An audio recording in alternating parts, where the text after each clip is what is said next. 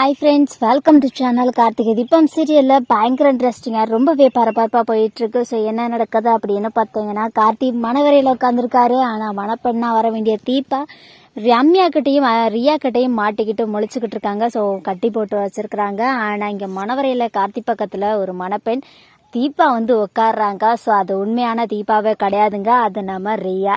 So Riya பார்த்தீங்கன்னா தீபாவை ஐஸ்வர்யா மூலமாக கடத்தி அவங்கள பார்த்தீங்கன்னா கட்டியே வச்சுருக்காங்க. ஸோ இந்த விஷயம் தெரியாமல் கார்த்தி ரொம்பவே கூலாக ஜாலியாக பார்த்தீங்கன்னா கல்யாணத்துக்கு ரெடி ஆகிட்டு இருக்காரு. ஸோ புது மாப்பிள்ளை அண்ட் அவர் ரெடி ஆகி முடிச்சோடனே பார்த்தீங்கன்னா மணமேடி உட்காந்துறாரு. ஸோ அவருக்கான சடங்கு சம்பிரதாயம்லாம் நடந்துட்டுருக்கு.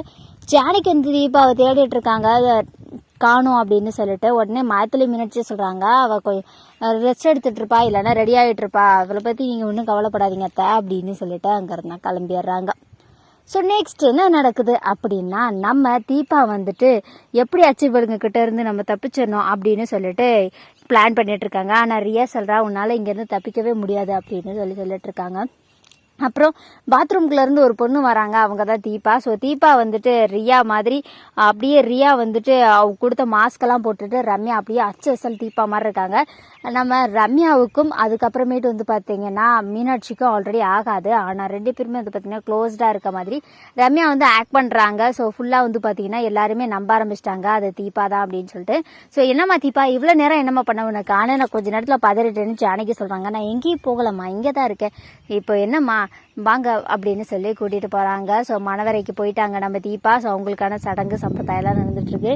ஸோ கார்த்தி மாலை மாற்றி போடும்போது கண்டுபிடிச்சிட்றாரு அது தீபா இல்லை அப்படின்றத.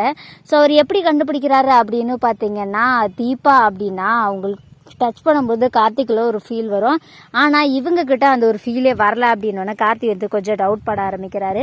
அண்ட் அதுக்கப்புறமேட்டு பார்த்தீங்கன்னா கார்த்திகைக்கும் தீபாவுக்கும் ஒரு புடவை கொடுத்து ரெண்டு பேர்த்துக்குமே பார்த்தீங்கன்னா தாலிக்கட்டு நடத்துறதுக்கான வேறு ட்ரெஸ்ஸஸ் கொடுத்து போய் அதை மாற்றிட்டு வர சொல்லி ஐயர் அனுப்பிடுறாரு. ஸோ கார்த்திக்கு ரொம்பவே டவுட் ஆகிடுது அது தீபா தானா அப்படின்னு சொல்லிட்டு.